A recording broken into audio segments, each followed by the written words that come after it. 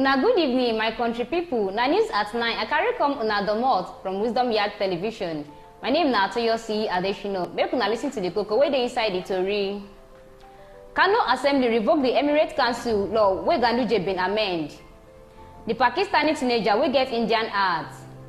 Naija government don launch online housing portal wey go make Naija people own house. For most developed economies, the housing sector na one important sector wey dey bring about economic growth. For Nigeria, however, access to affordable house na dream wey never come true for plenty citizens, most especially the ones wey dey middle and the lower classes of the society. The issue of housing deficit don grow from bad to worse, and different governments from the time of Nigeria independence till date still dey grapple with the problem and dem never see solution to am. According to the International Human Rights Commission (IHRC), more than 28 million Nigerians lack access to decent and affordable house, and this na the same with how the Federal Mortgage Bank of Nigeria (FMBN) take reason am. The bank say Nigeria go need at least 28 million housing units to close the housing gap. However, the challenge no start today. Nigeria housing situation don grow well from 7 million housing units for 1991 to 12 million for 2007, 14 million for 2010, and subsequently 28 million housing units for 2022. Growing urban population plus lack of efficient mortgage system, poverty, increasing construction costs, high inflation and declining household income don make access to decent and affordable housing dey difficult for many Nigerians. The Central Bank of Nigeria for 2019 tok say na only 10% of Nigerians wey wish to get their own house fit afford am. The right to better housing wey dey safe, secure, healthy, available and inexpensive dey inside the Habitat Agenda, and the goal na to provide adequate shelter for all. UN Habitat 2001 tok. Sake of that, Nigeria government don launch one online housing portal wey go enable Nigerians within and outside the country fit easily buy house or get house on mortgage without wahala. Dem call am the Renewed Hope Housing Delivery Portal. The Minister for Housing and Urban Development, Ahmed Dangiwa, for one statement on him X account wey be Twitter before, tok say government officially opened the portal on Tuesday, 22 May. Oga Dangiwa tok say na state-of-the-art web portal wey dem design to enhance the delivery of the Renewed Hope Estate and Cities program. He explained say government designed the platform to provide easy access to mortgage plans. Also, people wey wan buy house go fit check their eligibility and apply from anywhere in the world. Kano State House Assembly don cancel the old law wey Ganduje government make for 2019 wey create 5 emirs for Kano. The assembly then passed the Kano State Emirates Council of 2024 after the third reading. The new law nullify offices wey dem establish. Also, the district heads wey dem promote go return to their former positions. The lawmakers bin debate the matter on Thursday before dem agree to cancel the old law and go back to the single emirate wey don dey for Kano for over 900 years. We don cancel the law wey create the 5 emirs for Kano, which means say no emir dey for Kano entirely again. The majority leader for the assembly, Lawan Usani Dala, tok this one for interview with BBC. He add say the assembly don dissolve all the 5 emirates, meaning say no emir go dey for Kano once the governor sign the law. He explained say the other emirate don downgrade to second-class status and the new law go get the first reading. However, this cancellation never become law until the Kano State Governor H0USING sign am. Ayuba Labaran, the leader of the minority members for the assembly, waka comot from the section after the speaker suspend am for criticizing the motion. In 2012, Ayesha Rashid bin dey 7 years old when her parents received the devastating news say she get congenital heart disease. Ayesha S dey poor. She get difficulties in breathing, talking and walking. She gets cardiomyopathy, one condition wey make am difficult for the heart to pump blood. 25% of her heart dey damaged. Her mother, Sanoba Rashid, recall, and then she gets much worse. Ayesha condition set the family up on journey of hope and determination wey take them beyond the borders of Pakistan to India. Before I end the tori, make una listen to the koko wey dey inside it again. Kano Assembly revoked the Emirate Council law wey Ganduje bin amend. The Pakistani teenager wey get Indian heart. Naija government don launch online housing portal wey go make Naija people own house. This na the end of the tori. My name na H0USING.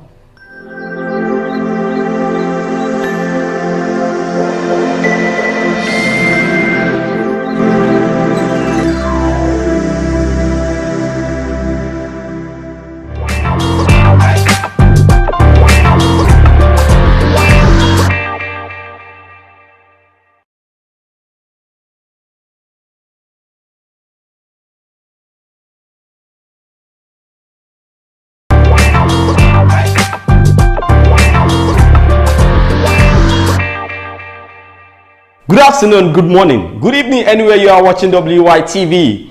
You're welcome to another edition of Trends, where we talk about the trending news all around town. My name is Ahmed Abbas or Latunji, but you can call me Sidonji Omoyagba, the only Idon on Wisdom Yard Television. And don't forget that the sponsor for this show is still Nokpa Abbas, that produce Nokpa Abba Bitter, Abba Cool, Abba Flusher, Abba Powder. Yes. So today we are going into the no time to check that because everywhere don't bust.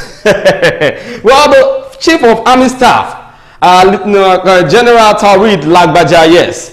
This man made it known today. I don't know, maybe this man did not have a good rapport with the federal government, or maybe there are some stages whereby you will not be able to say your mind or tell the government what you want. But as the Chief of Army Staff, I feel you should be able to do some things to your let me say people working under you. So the Chief of Army Staff is now saying it today that at least the liquidation of 42 billion naira electricity debt of the Nigerian army has made the electricity company to cut off the lights in the army barracks. So I was like, what kind of news is this? Because to be sincere, Nigerian army, these people are those ones securing us in this country, and they're supposed to be enjoying the dividends of the democracy. So why is it that they are the ones of it? Almost like up to 42 billion naira electricity debt from the army barracks. Wow, this is too much. So I feel now the federal government should do something about it, because the trending news there is that Lagbaja revealed that the blackouts in the barracks had led to the decomposition of corpses in army mortuaries. So now if you go to Lagos State Barracks now, you will see people complaining of smell because of the causes that is in the mortuary. There is no light, and mortuary needs light normally for them to freeze, you understand? So now there is no light, and this had led to the decomposition of the corpses in that mortuary. So now the owners are protesting that they need their corpses. Like if they cannot take care of the corpses there, they should try at least release them to them so that they can go and bury them or do anything with them, or maybe they will how will I put it, they will take them to another mortuary, you understand? But now the problem there is, why is it that all Nigerian army barracks are the debt of 42 billion electricity debt? Wow, that's too much. So which means the federal government is not taking care of Nigerian army, and this has shown in this area. This is just for the electricity, not to talk of the kind of environment that the armies are staying. If you check, most of them, the barracks are old building, and they need good infrastructure around there. So the federal government should try at least make sure there is electricity available in the barracks. That is what Lagbaja, the Chief of Army Staff, and you are the one that is closer to the president, so you can as well make them know that something so things is going on in the barracks, most especially the blackouts, because the armies, they need electricity too. They need to enjoy electricity, because they are the ones securing us in this country. So they need to enjoy at least they are laying their lives for the whole of the country. So they need to enjoy some things in Nigeria. Well, let's move on. Justice Evelyn Anyadike of the Federal High Court in Lorry. Yes. So before I even wait, let me explain it like this. This man, the ex-governor of Ilorin, was being arraigned on 10 billion naira fraud by the EFCC. So I felt maybe as they all him, like, okay, you are supposed to pay this money that you looted from the pocket of the government. You are supposed to return the money. Where is the 10 billion naira? So I felt, this man is going to vomit this money no matter what. So not to hear the news today that this man has been granted bail of 50 million naira. Someone that stole 10 billion naira was told to pay the bail, was granted bail of 50 million naira. I beg, maybe I don't know mathematics, or maybe I don't know how to calculate. 10 billion naira, deduct 50 million naira from 10 billion naira. How much is that? It's just a chicken change. So I feel we don't have a good law in Nigeria, because this man was arraigned on the fraud of 10 billion naira, and later on today, Justice Evelyn Anyadike of the Federal High Court Ilorin has granted bail to the former governor of Kwara State, Abdul Fattah Ahmed. The bail conditions are that he should deposit 50 million naira to the court and produce a shorty and as that okay, shorty that has landed property in Ilorin among others. So do you think this is the right way to make justice in Nigeria? Because I don't understand. So now I feel like you are giving room for different act of stealing money in the pocket of the government, from the pocket of the government rather. Because now if I steal 10 billion, you said I should pay bail of 50 million naira after being arrested. That means it is a business of gain, because I'm going to gain. So if I thief 100 million, you tell me to pay 10 million naira bail. You understand? So I don't think this is the right way to do things. Maybe we should try and amend our constitution, or we should scrap that one and create another constitution, because I don't think this is the way forward for Nigeria. Seriously, the governor was being arraigned of 10 billion naira fraud, and after taking to the court, it was charged to pay 50 million naira to the court and, you know, just bring out a shorty that has a landed property, and that's all. Very simple, easy to do. So now he is expected to be kept in the custody of the Economic and Financial Crime Commission (EFCC) until those bail conditions are perfected. I beg, God, I don't know. So even in the EFCC office, this guy will still be enjoying, because where they are going to put him, in the what is it called, VIP. They'll put him in the VIP room because they cannot touch him. Someone that has 10 billion naira that was being arraigned for 10 billion naira fraud, do you think it does not have money? He has money. So he's going to use money to buy, even if it's 100 million naira, he was told to pay for the bill. He will surely have it. 100 million out of 10 billion naira. Do you know how much is still remaining in his account? Stop playing. So now, what my question now is, EFCC, I'm not saying you're not doing your job. After trying to arrest someone, at least you did your investigation and get to know that someone defrauded the government with the sum of 10 billion naira. And the only thing you could do is to collect 50 million naira back out of the 10 billion naira. What of these Yahoo boys? Because I learned that yesterday, 50 Yahoo boys were being arrested at Kwara State University, and they said it was just 48 out of them were students, 2 were indigenous of that state. Now, what are you going to do to these people? You collect their phones, their cars, you know, they were suspected cyber criminals. So you said that they are into cyber crimes and whatever, they are Yahoo boys. After collecting everything on them, you will now charge them on bail. It is just the same thing as these politicians. I don't know the reason why you are disturbing all these boys. To be sincere, because if you are laying, these leaders are supposed to be, they are supposed to be laying good examples for. Imagine students of Kwara State University, 100 level, 200 level, they started doing fraud. Why? Because they believe that once they are out of school, which job did you provide for them to do? No job. Even their predecessors, their brothers and sisters that are graduates, what are they doing? Most of them are going back to POS business, different kind of, some are selling food, some are just doing okada and all sort of dirty jobs out there. There is nobody to employ.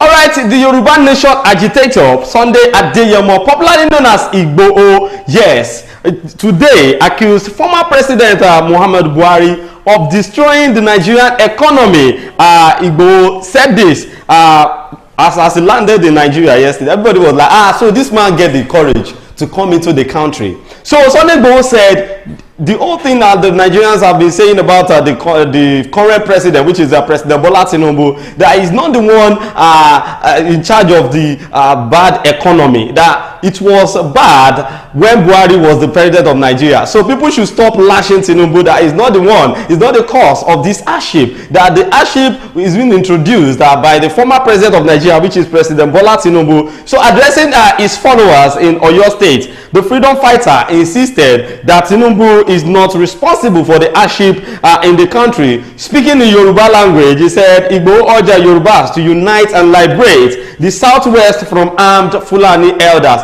Now, I want to say something. You see, Sunday Igboho is an activist and he knows what he's saying. Sometimes people say because he is not educated, he is this, he is that. See, forget it. Once you see a warrior, you will know this is a warrior. Although he's an activist, but I like his way of doing things. He doesn't do things as if he is not educated. But forget it. You see, one thing I love about him is that he knows what he's saying. Because if you remember what actually caused the arrest then, during the time of former President Muhammadu Buhari, it was like he was just trying to fight for the Southwest. You understand? He was fighting for Southwest, and he went to this town whereby the Fulani herdsmen went to kill people there, and he was there just to fight for the Yorubas. You understand? But this man now come out today to say, see, guys, stop blaming Tinubu for the current hardship you're facing in Nigeria. The problem is being caused by the former president, which is the former president Buhari. Yes, and I know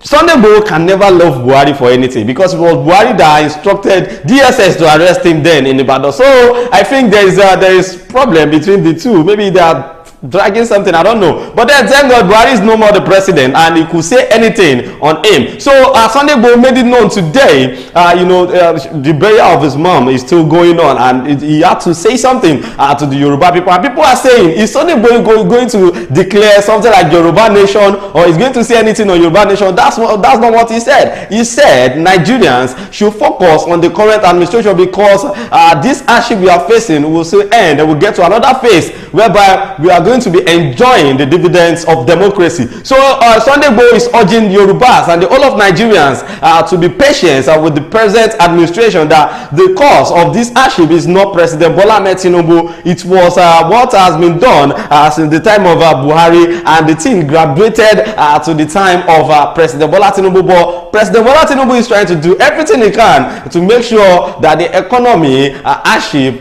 comes down. Now let's move on to the next one here. This particular one is a good news to the whole of Nigerians, because it's not easy. If you check as of let me say today is Friday, on Monday, let's say Monday, Tuesday, the price of rice in the market is up to, like, let's say foreign rice is 90,000 naira, Nigerian rice is like 70,000, some are selling in 68, 69,000. But then the customs, Nigeria Customs Service now come up with an idea that all the rice they seized from different people, they want to start selling it to Nigerians to caution the food crisis in Nigeria. So the Nigerian Customs Service, NCS, will later today, it's not like later, they've started doing it, and you can check online different viral videos going on, trending online, whereby the customs are already selling rice to Nigerians. So they begin the sale of sized bag of rice to the public at the rate of 10,000 naira per 25 kg. Yes, 25 kg of rice, you get it from the customs with just 10,000 naira, and the 50 kg is you get it in the price of 20,000 naira. Is this not a good news? Because now people said Tinubu is not doing anything, Tinubu is this, Tinubu, at least this one will still reduce the level of hunger in Nigeria. People can still afford to eat something. So the Controller General of the NCS, Mr. Adewale Adeniyi, told the news today in Lagos that buyers have been warned never to resell. Now, this is a vital information. Buyers, you've been warned never to resell resized and auction food items.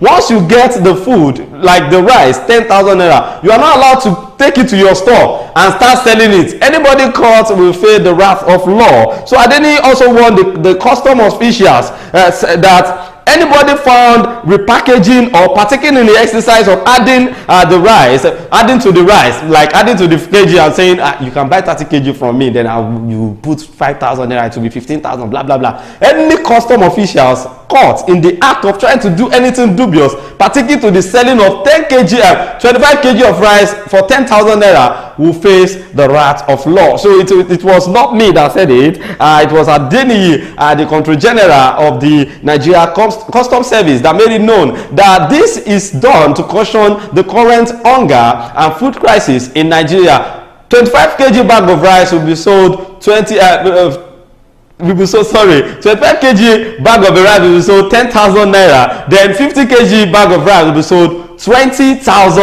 naira. Now another thing there is you cannot just go there and say this is my 10,000 naira, I want to buy rice. No, you have to get your NIN with you. You need your NIN will be asked of they need to check your verification number. Then after that you give them your 10k and you'll be given 25 kg of rice. Then if it is 20 kg you want to get your 20,000 naira with your NIN, and it is not a rough environment. Like if you check the videos that are trending online, you'll be on a single file, then you pay your money and get your rice and leave. Chicken.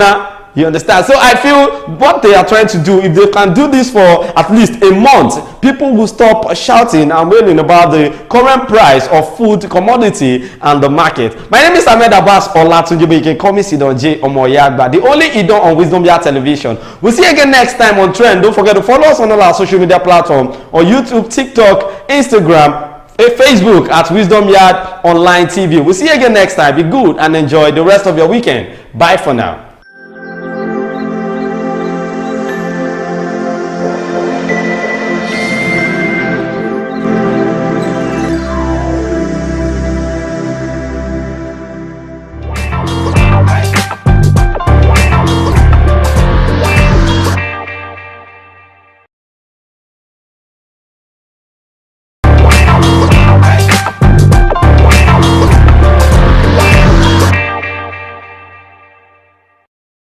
pé ẹ̀yin ará ilé lọ́kùnrin lóbìnrin lọ́mọdé lágbà níbikíbi tí ẹ ti ń wo ìkànnì Wisdom Yard Television, ó ṣeé ṣe pé bóyá lọ́dọ̀ tí alẹ́lẹ̀ ń wò wá, bóyá lọ́dọ̀ tẹ̀yin náà, bóyá òru ni, bóyá lọ́dọ̀ tí ọ̀sán àbí kó jẹ́ pé láàárọ̀, ọ̀nà tó bá ti hùn tẹ́ fi ń wò wá àti gbogbo yín o.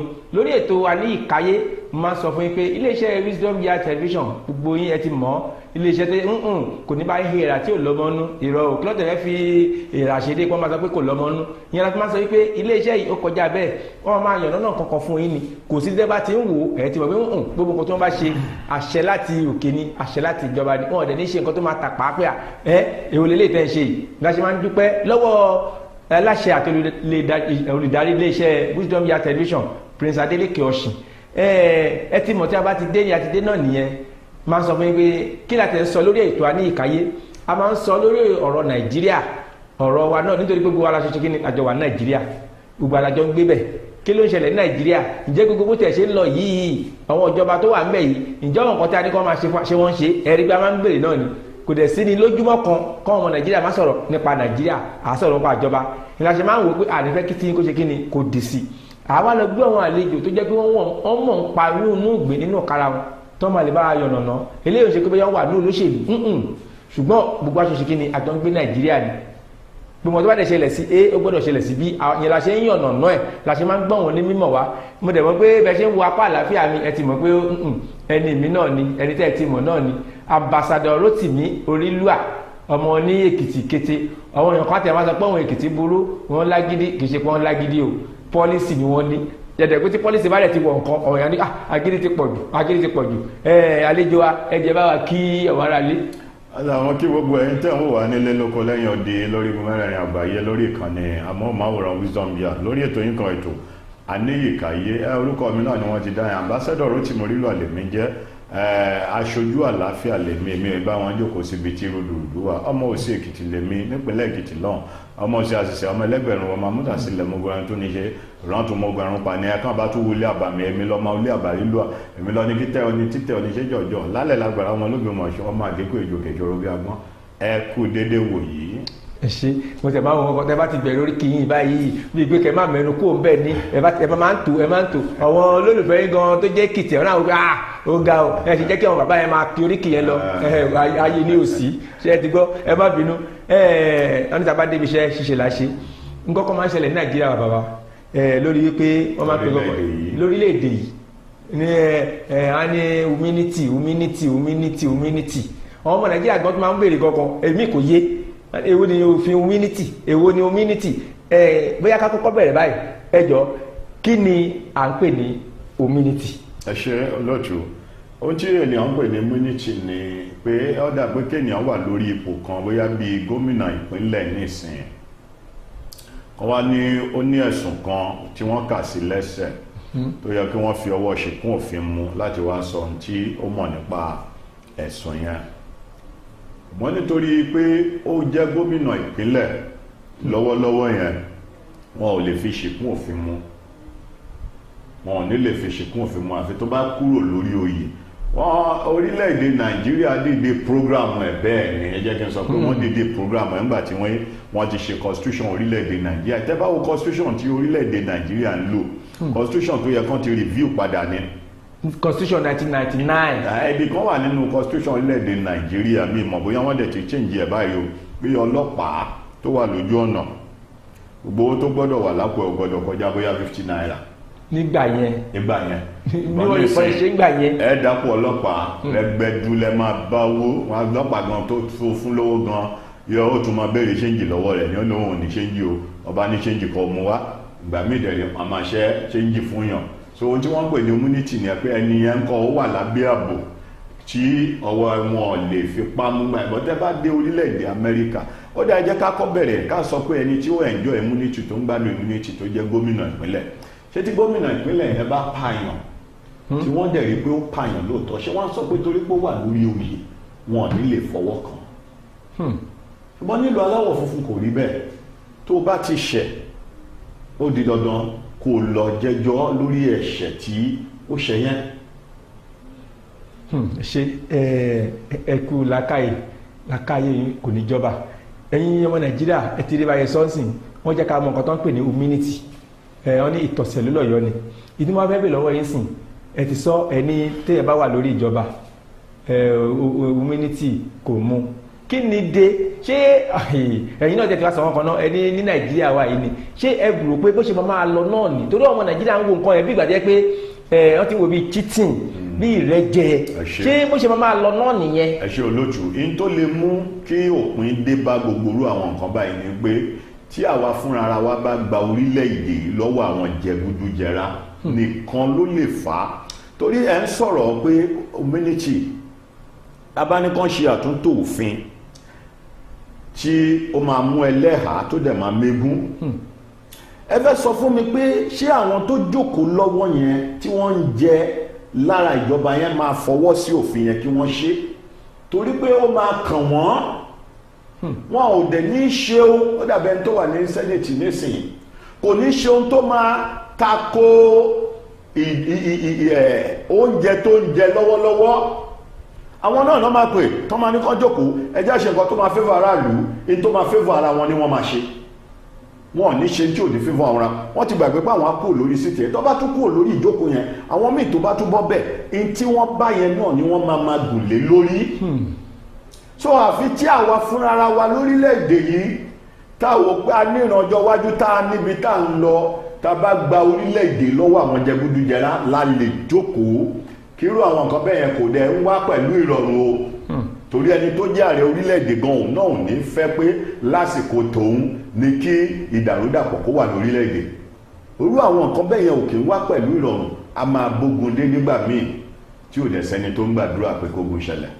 Ẹ ṣé bàbá ẹ jẹ́ ká wá bọ́ kí n béèrè ìbéèrè kan lọ́wọ́ yín ẹ ti sọ fún wa pé téèyàn bá wà níjọba òfin immunity kò lè mú àgbà bẹ́ẹ̀ ṣùgbọ́n kí ni tó wá dé àwọn tí wọ́n ṣèjọba wa yìí Nàìjíríà wa yìí náà tún ní o tó bá ti ń kúrò lórí oyè bóyá wọ́n á sọ pé ó dáa ẹ ti ẹ̀ wá o wọ́n fẹ́ béèrè lọ́wọ́ yín o wọ́n fẹ́ ṣe kinní kan o wọ́n á tún ìdúró lórí wípé kò sí nǹkan tó máa ṣẹlẹ̀ kò dẹ̀ sí nǹkan tó ń fa ni pé à ń wò pé àwọn kan ni wọ́n gbé wọn débẹ̀ àwọn kan ni wọ́n sọ pé ẹ̀yà abẹ́yà bíi bàbá sàlẹ̀ àwọn ẹ̀ ló máa ti lọ dóde wọn lọ́hùn tí ó yẹ kí nǹkan yìí máa ṣẹlẹ̀ bẹ́ẹ̀ ẹ ti sọ pé ẹ̀ tó bá wà níjọba community ẹ̀dẹ́ dẹ̀ sí ìjọba tí wọ́n tún lè lọ mú yẹn ni. ibi tẹ́ ń bọ̀rọ̀ lọ mo ti mọ̀ mo ti ṣàlàyé ẹ̀ mo ti sọ èsì yẹn kó tó di pé ẹ débẹ̀ yẹn èsì yẹn náà ni wípé ó dìgbà tá a bá ronú ta jókòó ta láròjinlẹ̀ láti yí ọ̀pọ̀lọpọ̀ nǹkan padà nínú constitution orílẹ̀-èdè Nàìjíríà ẹni tí ó ti kúrò lórí oyè gẹ́gẹ́ bí gómìnà tẹ́ bá wo gómìnà kan ṣo tí mo rí pé tí mo gbé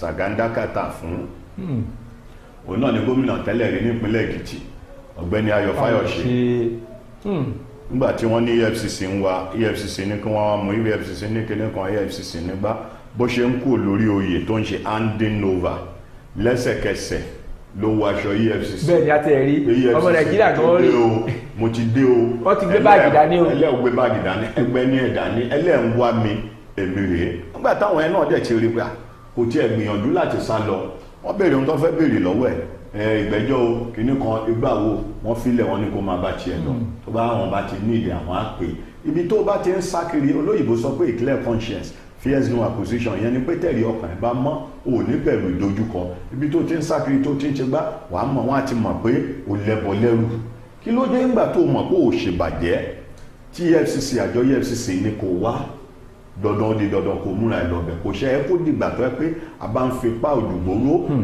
kóńkó àdá ìbọn ta ṣẹ̀fín lọ ń wá yàn kiri kó tó di pé yàn sọ pé èmi rèé tó bá bíbélì Yorùbá bẹ bíbélì ẹ̀jẹ̀ sọ pé bíbélì sọ pé bí wọ́n bá ṣe rere ara kí wọ́n yá ọ.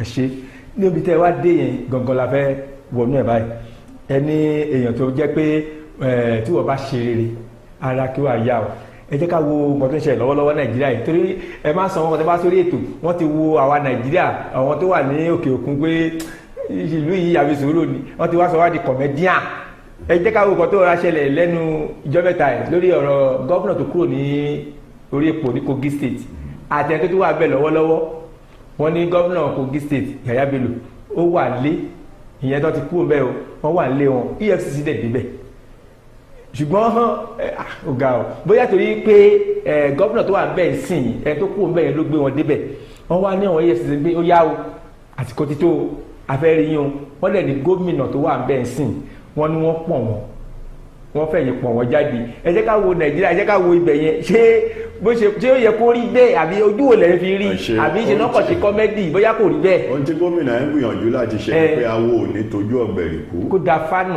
kó da fánù kó dẹ̀ kú. kó tó wá kú. ẹ mọ̀ pé gómìnà tó wà ń bẹ̀ lọ́wọ́ báyìí òdodo ẹni tó kú ń bẹ̀ tẹ́lẹ̀ ló ṣokùnfà bódò ló ṣe débẹ̀. ẹ dẹ̀ rí ọ̀pọ̀lọpọ̀ gómìnà tí wọ́n bá ti fẹ́ fipò lẹ̀ wọ́n máa ń fẹ́ ẹni tí ó yẹ pé ó máa jẹ́ ẹni tó gbọ́ràn sí wọn lẹ́nu láti fi wọ́n síbẹ̀ débi pé ìyẹn ò ní lè yẹ̀ wọ́n lọ́wọ́ wo àwọn tí wọ́n ti ṣe tí ò dáa kò ní lè tú àṣírí wọn.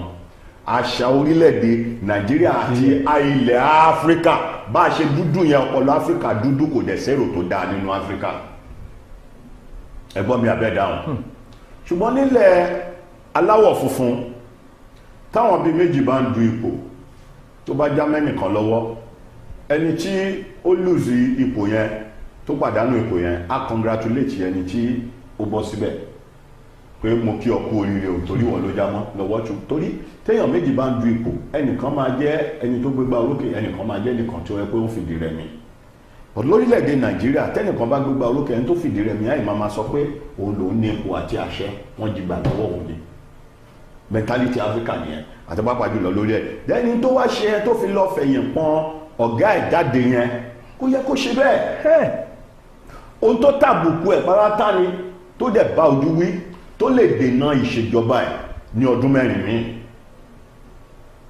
àyàfi tí wọ́n bá lu agbára tí wọ́n lò ṣe mọ̀ pé òṣèlú Nàìjíríà ni wọ́n máa ń bí òde tọ́ọ̀gì àwọn ọmọ ọ̀tá dáràndáràn àwọn ni wọ́n ń lò ṣé ẹni tó ń ṣòṣèlú tó ní ọmọ ọ̀tá tí wọ́n ń pè ní tọ́ọ̀gì ṣé rò pé ó máa gbàdúrà kí ọmọ ọ̀tá yẹn rí ọ̀nà àbáyọ tọmọ ọ̀tá yẹn bá rí ọ̀nà àbáyọ tóun náà ní nǹkan kan tó ń ṣe tó ń mówó wọlé fún lójoojúmọ́ ṣé rò pé ó máa kádà á máa kó bọ̀ wọn ní gbàdúrà kírú àwọn yẹn kí wọ́n rí ọ̀nà àbáyọ àwọn yẹn dẹ̀rẹ́ orí wọn kú ọpọlọ wọn kú débi pé wọ́n ti wò pé gbogbo ìgbésí ayé àwọn ni pé káwọn ṣáà máa kádà àtìbọn tẹ̀lé olóṣèlú kiri kọ́ ṣáà máa sin olóṣèlú wọ́n ṣáà máa sin olóṣèlú torí àwọn ò rí ìrìn ara wọn pé àwọn wáyé tó ní pé àwọn lè jẹ́ èèyàn láyé irú wọn náà máa ń kú sínú òṣẹ́ àti òṣì.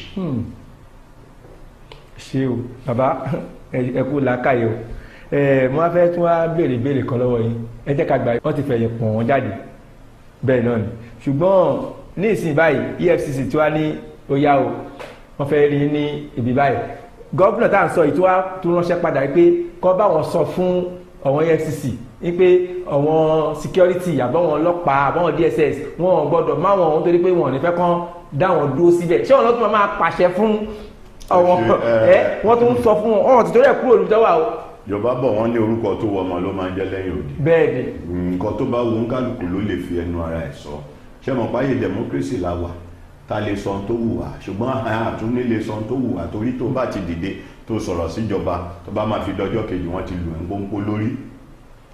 Ẹ wo lọ́ọ̀yà kan agbẹjọ́rò nípínlẹ̀ Ògùn tí ó sọ̀rọ̀ níbi tí wọ́n pè sí ní Babcock University tó sọ̀rọ̀ pé àwọn agbésùnmọ̀mí tán bá mú wọn pé ṣe ló yẹ kó máa pa wọ́n. Ṣé mọ̀ pé wọ́n ti pa lọ́ọ̀yà yẹn nílùú Ìpẹ́rù nítorí tó sọ yẹn. Ẹ ti rí pé àwọn kan wà ní ipò agbára lórílẹ̀‐èdè yìí tí wọ́n wora wọn bí ìgbà tí wọ́n sọ pé wọ́n kọjá àbáwí àti òfin orílẹ̀‐èdè tí wọ́n sponsor tó jẹ́ àwọn gan ló ń ṣe agbódegbà fáwọn agbésùnmọ̀mí. So ohun tó sọ yẹn tí Yàyà Bello sọ ó sọ tiẹ̀ ni tí àwọn àjọ EFCC àbí DSS tí ẹ̀sùn tí wọ́n fi kàn án tó bá jọmọ́ pé kí wọ́n detain ẹ̀ wọ́n kọ́ ló máa sọ nǹkan tí wọ́n máa ṣe tó bá detain ẹ̀ wọ́n gbẹ́jọ́ lọ sí kóòtù. Orílẹ̀-èdè ilẹ̀ tí ń rí pé wọ́n encourage àwọn èèyàn pẹ̀lú ìṣe àti ìwà tí wọ́n ń wù ní ipò ìjọba tó bá fẹ́ kówó jẹ kó kówó tó pọ̀ jẹ dáadáa. ẹ̀dùnú ambassador níbi tẹ́ ẹ dé yẹn ẹni tọ́ba ọmọ àgbọ̀ lọ sí kóòtù ṣùgbọ́n a tún ti ń rí náà kóòtù kan sọ wípé àwọn adájọ́ kan sọ wípé ẹ má mú àwọn kan ní ẹ mú ṣebí Nàìjíríà ìlú ọ̀làjọ wà. Mo sọ fún yín mo ní kò sí nǹkan tá a lè rí lórílẹ̀-èdè Nàìjíríà tíjọba bá sọ pé ó kún aráàlú náà gbà pé ó kún tán bá ló kù díẹ̀ káàtó ó gbà pé kù díẹ̀ káàtó. Ẹ má gbàgbé o ètò ìdájọ́ ẹ̀ka ti ètò ìdájọ́ ìyẹn náà ti mẹ́hẹ̀. Ta ló fi wọ́n síbẹ̀? Báwo olóṣèlú yìí ló fi wọ́n síbẹ̀? Ṣé fẹ́ sọ fún mi pé ẹni tó jọ̀gá léèyàn lórí iṣó ọ̀gá ẹ̀ fẹ́ pàṣẹ kí wọ́n sọ pé kò rí bẹ́ẹ̀ ni? Ọ̀gá àgbà adájọ́ pátá lórílẹ̀‐èdè Nàìjíríà yìí o tó jẹ́ ọ̀gá àgbà pátá ààrẹ ló máa ń fi wọ́n síbẹ̀. Ọ̀gá ọlọ́pàá pátá ààrẹ ló máa ń fi wọ́n síbẹ̀. Ṣé yóò wá sọ ààrẹ wá sọ̀rọ̀ àwọn wá sọ pé ẹ̀sà ìtẹ̀sọ yẹn ti yín ni o àfi tó bá ti rẹ́dì láti fi pò yẹn lẹ̀ tó bá ti rẹ́dì láti fo oúnjẹ tó ń jẹ yẹn lẹ̀ kẹ́lẹ́ omi bọ́ síbẹ̀ láti wá máa jẹ nǹkan tó ń jẹ. Lẹ́sẹ̀ rí tẹ́lẹ̀ ń sọ̀rọ̀ tán takora wọn ẹ wo ọ̀gá ológun kan nígbà tí ó dé Senate House ó sọ fún wọn pé ètò ẹ̀ka ètò ìdájọ́ pé ó ti mẹ́hẹ̀ pé ṣe ló yẹ kán kó wọn kú lẹ̀ kí nìdí àwọn aláàgùn àwọn aṣèwàhálà wọnú igbó lọ láti lọ mú àwọn agbésùmọ̀mí àìmọye àwọn ọmọ ológun tó ń kú síbẹ̀ àwọn máa gbá àwọn agbésùmọ̀mí dé gẹ́gẹ́ bí òfin tó wà lórílẹ̀‐èdè Nàìjíríà wọ́n á kó wọn sí ọwọ́ ọlọ́pàá ló láṣẹ láti prosecute wọn nígbà tí ọlọ́pàá bá máa kó wọn lọ sí kóòtù ìgbà tó bá máa dé kóòtù adájọ́ adéwújọ́ ẹ̀wọ̀n oṣù kan fún wọn wọ́n á lo oṣù kan wọ́n á padà máa rí wọn láàrin ìlú tí wọ́n rìn wọ́n wá lọ máa threaten ẹ̀mí àwọn ẹbí àwọn táwọn lọ mú wọn nínú igbó yẹn. Kí ló lè mú ká dájọ́ ẹ̀wọ̀n oṣù kan fún ẹni tí ó ti pààyàn ẹni tó ṣe owó dára mọ́kúmọ́kú ẹ̀dájọ́ ẹ̀wọ̀n oṣù 6 fún ẹni tó jí billions of dollars náírà kó ẹni kó lọ san ẹgbẹ̀rún lọ́nà ọgọ́rùn-ún náírà ẹni tó jágbóló ráìsì kan ní Badagry ẹni kó lọ fẹ̀wọ̀n ọdún 10 gbára. Ambassador lórí ètò ìdájọ́ yẹn ẹ̀sán kọ̀ọ̀kan sìn yẹn ní ọ̀rọ̀ tó wà ń bẹ̀ náà fi wọ́n sí tẹ́bá tó lọ́wọ́ wọn INEC náà àwọn tó ń ṣe kò kárí ètò ìdìbò wa àwọn ni ìjọba tó wà bẹ́ẹ̀ iná máa fi wọ́n síbẹ̀ ẹ wá wo bí nǹkan yẹn ṣe ń lọ yẹn ṣé kò sí ọgbọ́n mi kò sí nǹkan mi ta lè ṣe láì má jẹ́ pé àwọn tó wà ń jọba ẹ̀ ṣe bọ́ ní independence náà pé wọn àbí kí là ń pè ní ṣe bọ́ òmìnira èèyàn kọ́ o ẹ̀yin kọ́ lẹ máa control wa Baba, independence ni. Ẹ má jà ńlá gbòǹjẹ. Kí ló ń ṣẹlẹ̀? Ọ̀rọ̀ Ọlọ́run sọ wípé bí ó ti wà láti tẹ̀kọ́ ṣe bẹ́ẹ̀ ni ó sì máa rí nígbà gbogbo ayé àìnípẹ̀kun láéláé. Àmín. Ó ti wà láti tẹ̀kọ́ ṣe ó ń bẹ nísìnyí sá yóò tún máa tẹ̀síwájú bẹ́ẹ̀ náà ni ní tó lè mú gbèǹdéke bá tó lè mú ìdàrúdàpọ̀ bá ní pé tí àwa ọmọ orílẹ̀-èdè Nàìjíríà bá dìde láti jà fún ẹ̀tọ́ wa nìkan ló lè mú gbèǹdéke bá àwọn tí à ń sọ yìí. Ọ̀gá o nǹkan tẹ́ sọ wá ń sọ pé àti sínétọ̀ ni o àti gọ́vnà tó bá ti kú òun bẹ́ẹ̀ o ìbáàjẹ́ assembly ní ẹ́ tó bá ti hùwà kan tó dẹ̀ ti ní ọwọ́ agbára lókè kò sí èèyàn kankan tó fẹ́ wá mú ẹ á dẹ̀ máa lọ bẹ́ẹ̀ ẹ̀yin ọmọ Nàìjíríà tí ẹ̀ ń wò wá nílé ọ̀rọ̀ ni ẹ̀ ń gbọ́ látẹnu ambassador Rotimi Orílùwà ẹ̀ rí pé a máa ń sọ fún yín pé a máa yànnàná ẹ̀ ni wọ́n dẹ̀ jẹ́ ká mọ àwọn nǹkan ibi kùdìẹ̀kùdìẹ̀ tó ń ṣẹlẹ̀ lọ́rọ̀ wa ní Nàìjíríà àtúnṣe yẹn ló yẹ káwa ìjọba ṣe kí ni tẹ́ wà ń bẹ̀ kẹ́ bá wa ṣe láàrin ìṣẹ́jú díẹ̀ iléeṣẹ́ kan ló ní kí a máa bá ètò yìí lọ àwọn ní iléeṣẹ́ nọ̀pá mixture nọ̀pá tonic ọmọ alájẹ ni wá ẹ jẹ́ ká sáré dókè lọ́hùn ká lọ wo nǹkan tí à ń tà à ń padà bọ̀. Sweetheart.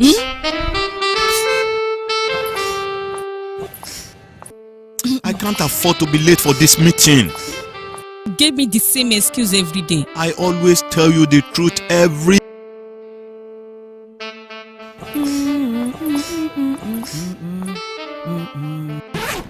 You know I will never disappoint you.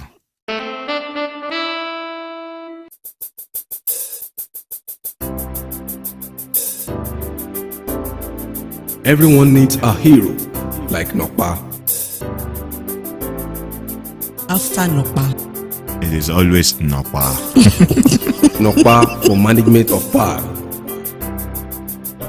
A kí gbogbo ẹ̀yà lé káàbọ̀ sórí ètò Àní Ìkàyé fún àǹfààní ẹ̀yin tẹ̀sẹ̀ ń wọlé orí ètò Àní Ìkàyé ni ẹ bá wa à ń sọ̀rọ̀ lórí kí ni ìtumọ̀ humility kí là ń pè bẹ́ẹ̀ ǹjẹ́ humility ǹjọ́ ti ràn wá lọ́wọ́ ní Nàìjíríà ìyẹn ni a ṣe gbé àwọn àlejò wa tí wọ́n dẹ̀ níyànnà náà fún wa níbi tí a ti wá bọ́rọ̀ wa dé nìsín báyìí a ti sọ̀rọ̀ lórí pé gbogbo àwọn gómìnà wa àwọn sínétọ̀ wa gbogbo àwọn tó tẹ̀ wá ní ipò aláṣẹ ṣófin yìí torí pé wọ́n ti ṣòfin sìn ṣé kò lè mú wọn ni wọ́n tó wá kú òun bẹ́ẹ̀ nìyẹn ṣófin yóò tún lè padà mú wọn náà ni àbí bó ṣe wọn máa lọ náà rí ìyẹn ni a ṣe gbé àwọn àlejò wa wọ́n dẹ̀ ti ṣàlàyé fún wa ìta tí wọ́n fẹ́ béèrè sìn a gbọ́ pé ọjà kan wà wọ́n ní l'Àbújá wọ́n ní ọjà Chinese wọ́n wá ní nǹkan kan ṣẹlẹ̀ ń bẹ̀ wọ́n ní ọmọ Nàìjíríà lọ wọ́n fẹ́ rajà wọ́n wá yarí fún wọn kò pẹ́ àgbọ́ pé wọ́n ti lọ tibẹ̀ ẹ jọ̀ọ́ ṣé ọjà yìí ambassador ṣé wọ́n ṣe ẹ̀dá ọjà yìí lẹ̀ ṣé ọjà yìí wọ́n ṣe ẹ̀ṣin lánàá ni ṣe bí àwọn ìjọba wa yìí náà ọ̀hún náà ní nǹkan bẹ̀ ṣé wọ́n mọ̀ pé kọ́ni ti ṣẹlẹ̀ bẹ́ẹ̀ ni. ẹ ṣe mo rò pé n tó ṣẹlẹ̀ níbẹ̀ yẹn ọdún yìí nìyẹn ṣe ṣẹlẹ̀ ọmọ Nàìjíríà ti ń lọ bẹ̀ láti lọ ra ọjà tẹ́lẹ̀. Kí ló wá fa eléyìí. ọmọ Nàìjíríà kọ́ ló ní ọjà tí à ń sọ yìí. ṣùgbọ́n Nàìjíríà náà kọ sí. orílẹ̀-èdè China àwọn ọmọ orílẹ̀-èdè China ló dálẹ̀ ló dá ọjà yìí sílẹ̀ wọ́n dẹ̀ fún yàn lórí ọ̀fẹ́ láti máa wá láti wá ra ọjà àwọn náà máa mọ ìdí tí wọ́n fi sọ pé kọ́mọ Nàìjíríà máa wọlé síbẹ̀ rajà páwọn China nìkan làwọn fẹ́ kí ó tajà èmi ọmọ ìwé àdéhùn tí wọ́n tọwọ́ bọ̀ pẹ̀lú ìjọba àárín yẹn ò yé mi bọ̀ fún wọn láti tó wá sọ pé kọ́mọ Nàìjíríà máa wọlé wá ta ọjà báyìí ni máa ṣe nǹkan mi kì í yí padà báyìí la máa ṣe nǹkan wá lè yí padà àwọn máa mọ ìdí táwọn fi sọ pé kọ́mọ Nàìjíríà kí wọ́n máa rajà ní ọ̀dọ̀ àwọn bọ̀ tí nǹkan tèmi kàn fẹ́ ká mọ̀ ni wípé tó bá pé a ní ìjọba gidi lórílẹ̀-èdè Nàìjíríà ṣe rí gbogbo àwọn nǹkan tí à ń sọ yìí à ń mú ayé dẹrùn fún aráàlú ó ṣeé ṣe kó jẹ́ pé ọjà tí wọ́n ń tà ń bẹ̀ yẹn owó ẹ̀ wálẹ̀ ju nǹkan tí à ń rà lọ lọ́dọ̀ wa ń bí tọ́jà wípé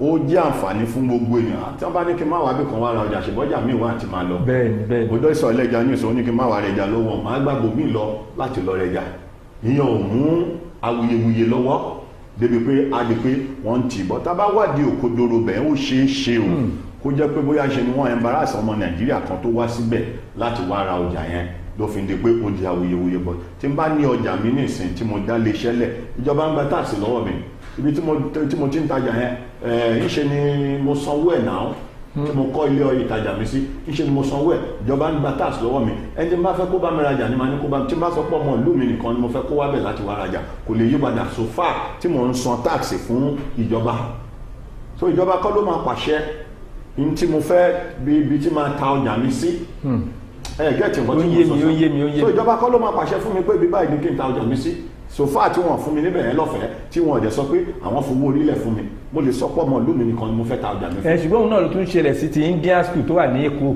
tí wọ́n ní wọn gbà kọ́ ọmọ Nàìjíríà kọ́ wà bẹ́ẹ̀ lórí ọ̀rọ̀ náà ni Indian school tó wà ní. Indian school tó wà lẹ́kọ̀ọ́ ní Ìlúpéjú wọ́n lè láwọn ọgbà tẹ́ bá wo Indian school tó wà ní Ìlúpéjú àwọn Indians pọ̀ ní Ìlúpéjú bẹ́ẹ̀ tí bóyá wọn ò fẹ́ kọ́ mọ àwọn kí wọ́n kàwé pẹ̀lú àwọn ọmọ tó wà lórílẹ̀-èdè Nàìjíríà. Àkílóṣe ọmọ tó wà Nàìjíríà kí ló ṣe ọmọ wa. torí mentality wa ẹ mọ̀ pé ilé ìwé lọ́pọ̀lọpọ̀ àwọn ọmọ tí ń kọ́ crime tí wọ́n àwọn tí ó wà nípò aláṣẹ lónìí tẹ́ bá wo ibi tí wọ́n gbà kọjá ó dà ṣé kí n béèrè pé ṣé tí wọ́n kọ́ wọn nílé ìwé ni wọ́n padà ń ṣe níbi tí wọ́n wà.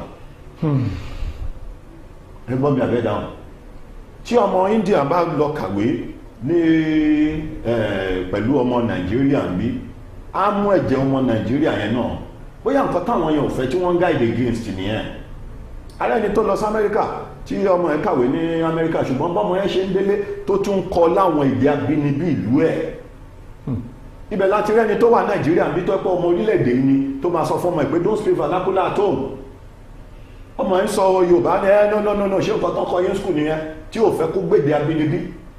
Tẹ́bádẹ̀ wọ àwọn India tí wọ́n sọ wọ́n ń kọ́ àwọn ọmọ wọn ní Yorùbá ń bẹ̀. But wọn ò fẹ́ kí ìṣe wọn àti tàwọn ọmọ Nàìjíríà tí wọ́n papọ̀ torí tẹ́bá wo memory card ọmọ Nàìjíríà jẹ́jẹ́ ń pe ọpọlọ wa ní memory card ìtàbá ti fi síbẹ̀ ló ń fọ̀ jáde. Tó bá fi orin Sunny Adé I'm sorry to abuse that sínú memory card yìí orin Sunny ló máa play kò ní play tògbé. Nígbà tá a wà ń kékeré tí bàbá wa bá dé láti ibiṣẹ́ ní tó máa kọ́kọ́ wò ní kó wo òkè tí iná bá wà ìbéèrè àkọ́kọ́ ni pé ìgbà ọ̀nà múná dé tó bá dẹ̀ wo òkè tó délé tí ò bá iná ìbéèrè àkọ́kọ́ ni pé ṣé wọn ò múná wá rárá lédè. Nígbà táwa náà dàgbà yìí nìsín àwọn ọmọ tiwa náà ti béèrè lọ́wọ́ wọn ó ti wà nínú mẹ́mórì kí nẹ́pà paná nìsín wá ní nẹ́pà ẹ jẹ́ kọ́ múná dé nìsín arábìbìrú gbàgbà gbogbo ọmọ wẹ́pà pariwo nẹ́pà ṣerú ẹ̀ wà bẹ́ẹ̀ nílùú òyìnbó lọ́hùn.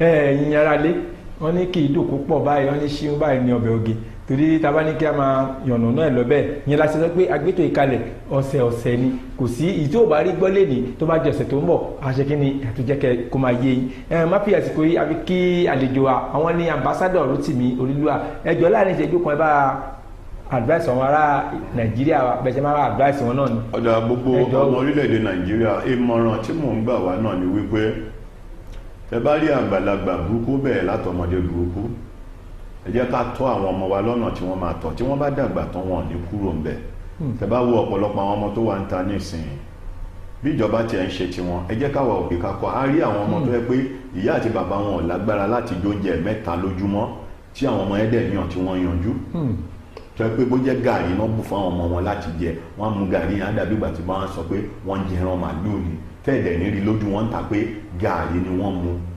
ibẹ̀lẹ̀ tí rẹ́lòmí tó ẹ́ pé wọ́n lórí ọ̀fẹ́ àti agbára láti tọ́ àwọn ọmọ wọn ẹ pé àwọn ọmọ wọn ń yàyàkíyà tí wọ́n ọ̀dẹ̀ ríro ẹ̀wọ̀ ọmọ kan tó ń trend lẹ́nu ọjọ́ mẹ́ta lórí social media aṣọ ẹbí tó wọ̀ lọ sí patí tó fi gbogbo ìhòòhò ara sílẹ̀ ṣèbí ilé kan lọmọ yẹn ti jáde àwọn òbí àṣà ti máa rí tẹ́lẹ̀ ẹ̀já kọ́ àwọn ọmọ wa dáadáa nítorí ọjọ́ ọ̀la ni àwọn ọmọ yẹn jẹ́ fún wa. ẹ ṣé bàbá ẹ ṣé gbogbo ẹ̀yin ará létí ẹ̀ ń wò wá ẹ ṣé gan bí ẹ ṣe ń wò wá náà gbogbo nǹkan tí ẹ bá rí náà ẹ bá wa ṣe kí ni ẹ bá wa send ẹ̀ sórí comment section àgbàdùn yín èmi ọmọ yín náà ní Olúwaṣeyì ọmọ ọlọmọ ọmọ kò dorí wò ní lọ́sẹ̀ tó ń bọ̀ lórí ètò wa ní Ìkáyé èmi lè máa rí ẹni màmá bá bàbá ẹ ṣé gan àmọ́ pé tábà pè ẹ jẹ́ wa ẹ ṣé gan lọ́sẹ̀ tó ń bọ̀ ire o.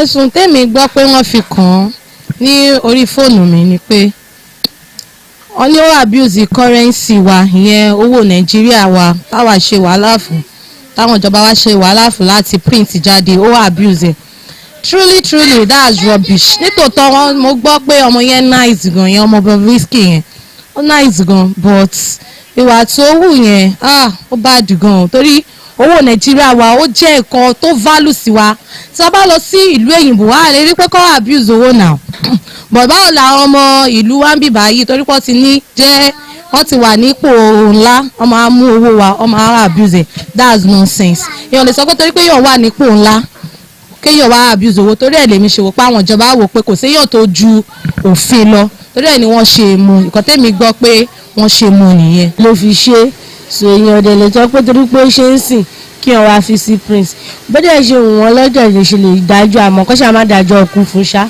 ká bá sọ náà ká sọ lọ náà ká sọ́bọ̀ kó dá àmọ́ ńgbà tó ti ṣe kò síkọ̀ tí èèyàn fẹ́ ṣe èèyàn náà máa fílẹ̀ náà ni gbogbo wa náà kẹ̀rẹ̀ ọ̀run náà la máa ti jìyà kò ṣe ní ayé ọ̀run náà ni so ká fi dájọ́ sọ́wọ́ Ọlọ́run bá.